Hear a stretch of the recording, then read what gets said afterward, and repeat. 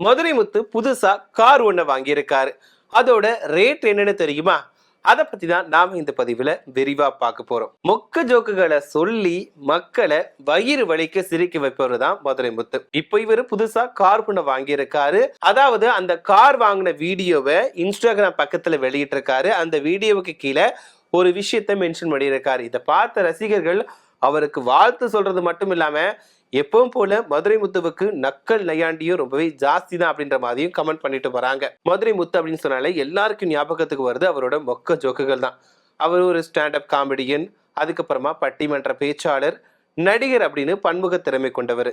ஆரம்ப காலகட்டங்கள்ல சன் டிவியில அசத்த போவது யாரு நிகழ்ச்சியில போட்டியாளராக கலந்துக்கிட்டு மக்களை சிரிக்க வச்சாரு. அவரோட காமெடிக்குன்னு சொல்லிட்டு தனி ரசிகர்கள் பட்டாலும் இன்னைக்கு வரைக்குமே இருக்கிறாங்க. அதாவது இப்போ விஜய் டிவி மூலமா ப்ராப்பர்ட்டி காமெடி பண்ணாலுமே அதுக்கு முன்னாடி அசத்த போவது யாருல வந்துட்டு இவருக்குன்னு தனி ஃபேன்ஸ் இருந்துட்டு தான் இருக்கிறாங்க. அது என்னன்னா அவர் நம்ம வாழ்க்கையில நடக்கக்கூடிய விஷயங்களை சொல்லிட்டு வர மாதிரியே அதுல என்னென்ன காமெடிகள் இருக்கும் அப்படின்ற மாதிரி ஃபன்னா சொல்லுவாரு. விழுந்து விழுந்து சிரிக்க வைப்பாரு. அதாவது நம்மளோட வாழ்க்கையில டெய்லியுமே நடக்கக்கூடிய விஷயங்கள் எப்படி ஃபன்னா நடக்குது, என்னென்ன ஃபன் இருக்குது அதுல அப்படிங்கிறத வெளிப்படையா சொல்லி ஃபன் காட்டுவாரு. அதாவது ஸ்டாண்டப் காமெடியா நான் ஒரு கலக்கிட்டு இருந்தாரு. இப்போ ரீசெண்ட் டேஸ்ல பார்த்தோம் அப்படின்னா விஜய் டிவில நிறைய நிகழ்ச்சிகள்ல கலந்துட்டு இருக்காரு. சொல்ல போனா குக் வித் கோமாளி ஒரு ஃபேவரட் ஷோன்னு சொல்லலாம் எல்லாத்துக்கும். அந்த ஷோல கலந்துக்கிட்டு ப்ராப்பர்ட்டி காமெடி நல்லாவே பண்ணாரு. அது மூலமா தான் தங்கத்துறைக்கே டப் கொடுக்கறதுக்கு மதுரை முத்துவால மட்டும்தான் முடியும் அப்படின்ற மாதிரி எல்லாரும் பேச ஆரம்பிச்சாங்க. என்னன்னா இப்போ ஒரு பொருள் கிடைச்சதுன்னு வச்சுக்கோங்களேன், அதை வச்சும் ஃபன் பண்ணுவார். என்னன்னா ஒரு மான் பொம்மை எடுத்துட்டு இது மான், இப்போ அதை தூக்கி போட்டா சல்மான் கான் அப்படின்ற மாதிரி ஃபன்னா ஸ்டாண்டப் காமெடி பண்ணக்கூடியவர். அதாவது மொக்க ஜோக்க சொல்லி எல்லாத்தையும் சிரிக்க வைப்பாரு. ஒரு பக்கம் காண்டா இருந்தாலுமே இன்னொரு பக்கம் மனுஷனை பாரு சிரிக்க வைக்கிறதுக்காக என்னெல்லாம் பண்றாரு அப்படின்ற மாதிரி எல்லாருமே அவரை மெச்சிப்பாங்க. ஸோ அவர் மதுரை வீரந்தானே அப்படின்ற மாதிரி ஒரு பாட்டெல்லாம் போட்டு நல்லா வைப் பண்ணுவாங்க. குக் வித் கோமாளியில இவர் கொஞ்சம் ட்ரெண்ட் ஆனாரு, நல்லாவே ட்ரெண்ட் ஆனாரு. இதுக்கப்புறமா விஜய் டிவியோட நிறைய நிகழ்ச்சிகள்ல சொல்ல போனா காமெடி நிகழ்ச்சிகள்ல நடுவரா கலந்துக்கிடுவாரு. ஆனா நடுவரா கலந்துக்கிட்டா கூட அங்க போட்டியாளர்கள் கூட சேர்ந்து செமையா ஃபன் பண்ணுவாரு. இதனால இவருக்குன்னு சொல்லிட்டு ரசிகர்கள் பட்டாளம் இருக்கிறாங்க. அது மட்டும் இல்லாம ஒரு சில படங்கள்லையுமே மதுரை முத்து நடிச்சிருக்காரு. நான் ஆரம்பத்துல சொன்ன மாதிரி பட்டிமன்ற பேச்சாளராகவும் இருக்காரு நம்மளுடைய மதுரை முத்து. இப்போ கொஞ்ச நாளைக்கு முன்னாடி அவர் அவரோட வாழ்க்கையில ஒரு சில துயர சம்பவங்கள் நடந்துச்சு. பட் இருந்தாலும் அதை எல்லாத்தையும் கடந்து இப்போ அவரோட வாழ்க்கை வாழ்ந்துகிட்டு தான் இருக்கிறாரு. பட் அவர் நல்லபடியா தான் வாழ்ந்துட்டு இருக்காரு. ஒரு நல்ல மனிதர் அப்படின்னு கூட சொல்லலாம். தன்னோட மகள்களை நல்லபடியா பார்த்து நல்ல முறையில வளர்த்துட்டு வந்துட்டு இருக்காரு.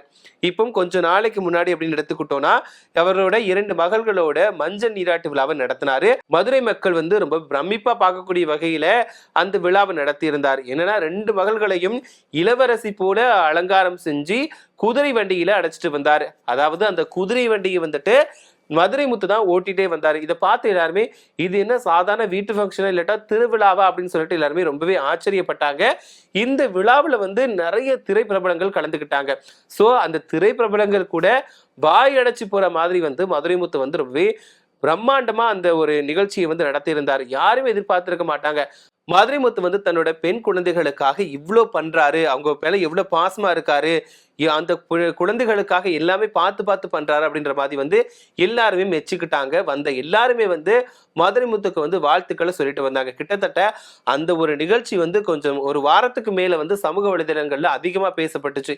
ஏன்னா நான் சொன்ன மாதிரி இது என்னடா உண்மையாவே இது ஒரு சாதாரண மஞ்சள் நீராட்டு விழா நிகழ்ச்சி தானா இல்லட்டா வேற ஏதாவது திருவிழாவா அப்படின்ற மாதிரி எல்லாருமே சொல்ல ஆரம்பிச்சிட்டாங்க. ஏன்னா அந்த அளவுக்கு ரொம்பவே கிராண்டா பண்ணியிருந்தாரு. பார்க்கறதுக்கே அவ்வளோ அழகா இருந்துச்சு. ஃபுல்லா அதை பார்க்குறப்பவே எல்லாருக்கும் அப்பா இப்படி இருந்தா எப்படி நல்லா இருக்கும்ல அப்படின்ற மாதிரி தான் யோசிக்க வைக்கும். ஏன்னா தன்னோட குழந்தைகளுக்காக அவ்வளோ விஷயத்த பார்த்துருந்தாங்க.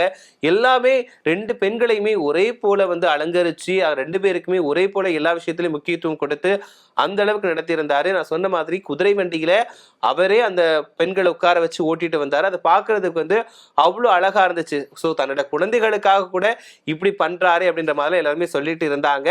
ஸோ இந்த ஒரு விஷயங்கள் சமூக வலைதளங்களும் ரொம்ப அதிகமாக பேசப்பட்டு இருந்துச்சு. நான் ஆரம்பத்தில் சொன்ன மாதிரி மதுரை முத்துக்கு அப்படின்னா ஃபேன்ஸ் இருக்க தான் செய்கிறாங்க. அவர் மொக்க ஜோக்கே சொன்னாலுமே அதை ரசிக்கிறதுக்கும் ஆட்கள் இருக்கதான் சொல்றாங்க. இப்போ நம்ம அலுவலகம் வேற எங்கேயாவது ஸ்கூல் காலேஜ் இதுலலாம் இருக்கும்போது கண்டிப்பா மதுரை முத்தை இன்ஸ்பிரேஷனா எடுத்துக்கிட்டு நிறைய பேர் மொக்க ஜோக் சொல்றாங்க, ப்ராப்பர்ட்டி காமெடி பண்றாங்க. ஒரு பொருள் எடுத்துக்கிட்டு அந்த பொருளை வந்து அந்த பொருளோட பேர் என்னது, இப்போ நான் அந்த பொருளை தூக்கி போட்டுட்டேன், அப்போ அந்த பொருளோட பேர் என்னது அப்படின்னு கேட்டு மொக்க ஜோக் சொல்லிட்டு தான் இருக்கிறாங்க. ஸோ அந்த அளவுக்கு எல்லாரோட மனசுலயுமே வந்துட்டு மதுரை வீரனான மதுரை முத்து வந்துட்டு ரெஜிஸ்டர் ஆயிட்டாரு. இப்படி இருக்கக்கூடிய நிலையில தான் மதுரை முத்து வந்து புதுசா ஒரு காரை வாங்கியிருக்காரு. அந்த வீடியோவை தன்னோட இன்ஸ்டாகிராம் பக்கத்துல வெளியிட்டிருக்காரு. அதுல என்ன மென்ஷன் பண்ணியிருக்காரு அப்படின்னா, எங்களுக்கு புதுசா ஏற்கனவே 2 பெண் குழந்தைகள் இருக்காங்க, இப்ப மறுபடியுமே ஒரு குழந்தை எங்க வீட்டுக்கு வந்திருக்கு, அதுவும் சிகப்பு நிறத்திலான ஒரு குழந்தை வந்திருக்கு. அந்த குழந்தையோட பேர் வந்து டாடா ஜெயரா அப்படின்ற மாதிரி இந்த காரோட பேரை போட்டிருக்காரு. உடனே நம்ம எல்லாரும் என்ன பண்ணுவோம், அவரை பார்த்தோன்னே கார் வாங்கிட்டாரா, வா, இந்த காரோட ரேட் எவ்வளவு தெரியுமா, கார் அழகா இருக்கு, அப்ப இந்த கார் ரேட் இவ்வளவாதான் இருக்கும், இந்த மாதிரி தான் இருக்கும், இவ்வளவு கார் வாங்கிட்டாரா, இப்ப இவருக்கு வந்து எங்க இருந்து இந்த பணம் வந்துச்சு, இவ்வளவு ரூபா சம்பாதிச்சிட்டாரா, அந்த காசை வந்து உடனேயே கட்டி வாங்கிட்டாரா அப்படின்ற மாதிரி எல்லாரும் பேச ஆரம்பிப்போம். அதை தெரிஞ்சுக்கிட்டு அவர் வந்து உடனே என்ன பண்ணியிருக்காரு அப்படின்னா, இந்த விஷயத்தெல்லாம் சொல்லிட்டு, நான் எங்க வீட்டுக்கு ஒரு புதுசா ஒரு குழந்தை வந்திருக்கு, சிகப்பு நிறத்துல குழந்தை வந்திருக்கு, அந்த குழந்தையோட பேர் வந்துட்டு டாடா ஜெயரா அப்படின்ற மாதிரி போட்டுட்டாரு. உடனே எல்லாருமே காரோட ரேட்டு என்னன்னு தெரியுமா அப்படின்னு சொல்லிட்டுலாம் வந்துடாதீங்க, இன்னும் ஒரு இஎம்ஐ கூட கெட்டல அப்படின்ற மாதிரி ஃபன்னா சொல்லியிருக்காரு. இதான் நான் ஆரம்பத்திலே சொல்லியிருந்தேன், அந்த வீடியோக்கு கீழே அவர் போட்டிருக்கக்கூடிய வசனங்கள் தான், அதை மென்ஷன் பண்ணி சொல்லியிருக்கக்கூடிய வார்த்தைகள் தான் வந்து ஃபன்னா இருக்குது. என்னன்னா, நக்கலும் நையாண்டியும் எப்பவுமே மதுரை முத்துக்கு வந்து ஜாஸ்தி தான். ஸோ இந்த கார் வாங்கிட்டு கூட நான் இன்னும் ஒரு இஎம்ஐ கூட கட்டல, அதனால அதுக்குள்ள இந்த காரோட ரேட்டு தெரியுமா அப்படின்னு சொல்லிட்டு எல்லாரும் சொல்லிட்டு வந்துடாதீங்க அப்படின்ற மாதிரி ஃபன்னா சொல்லியிருக்காரு. ஸோ இவர் இப்படி சொல்லியிருந்தாலுமே அவரோட ரசிகர்கள் வந்துட்டு அவருக்கு வாழ்த்துக்களை சொல்லிட்டு இருக்காங்க. கண்டிப்பா அவரோட நல்ல மனசுக்கு நல்லா தான் இருப்பாரு அப்படின்ற மாதிரி அவரோட ரசிகர்கள் சொல்லிட்டு இருக்காங்க. அது மட்டும் இல்லாம இன்னும் மேலும் மேலுமே மதுரை முத்து வந்து நல்ல ரீச் அடையணும். கண்டிப்பா இது மட்டும் அவருக்கு பத்தாது, அவர் வந்து நிறைய கஷ்டங்களை அனுபவிச்சிருக்காரு, பட் இருந்தாலும் மக்களை வந்து சிரிக்க வச்சுட்டு இருக்காரு. இதுக்கப்புறமாவும் மதுரை முத்தோட வாழ்க்கையில எல்லாமே நல்லா தான் நடக்கணும், அவர் வந்து வாழ்க்கையில இன்னும் மேலும் மேலும் உயர்ந்துட்டு போகணும் அப்படின்ற மாதிரி தான் எல்லாருமே ஆசைப்படுறாங்க. அவங்களோட ரசிகர்களுமே அவருக்காக வேண்டிட்டு தான் இருக்கிறாங்க. ஸோ இதை பத்தி நீங்க என்ன நினைக்கிறீங்க? அதாவது மதுரை முத்து ஆரம்ப காலங்களில் கஷ்டப்பட்டாலுமே இப்போ அவரோட திறமையால படிப்படியா உயர்ந்துட்டு தான் வந்துட்டு இருக்காரு. ஸோ அவர் வந்து எவ்வளவு கஷ்டங்கள் சந்திச்சாலும் இப்போ வந்து ஒரு நல்ல லெவல்ல முன்னேறி வந்துட்டு இருக்காரு. ஸோ இதை பத்தி என்ன நினைக்கிறீங்க? அவர் கார் வாங்கினதை பத்தி என்ன நினைக்கிறீங்க அப்படிங்கிற உங்களோட கருத்துக்களை மறக்காம கமெண்ட்ல சொல்லுங்க.